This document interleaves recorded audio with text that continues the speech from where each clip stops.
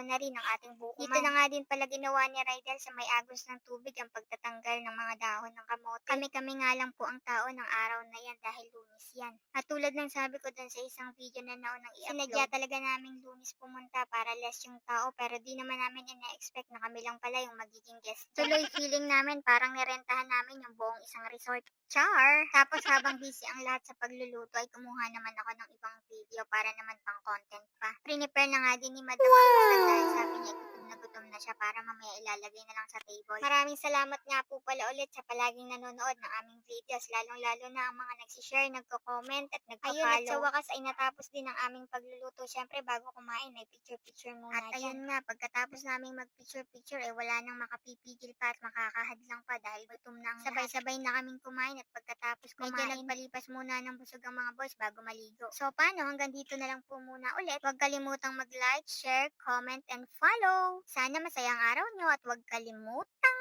ngumiti. Bye-bye!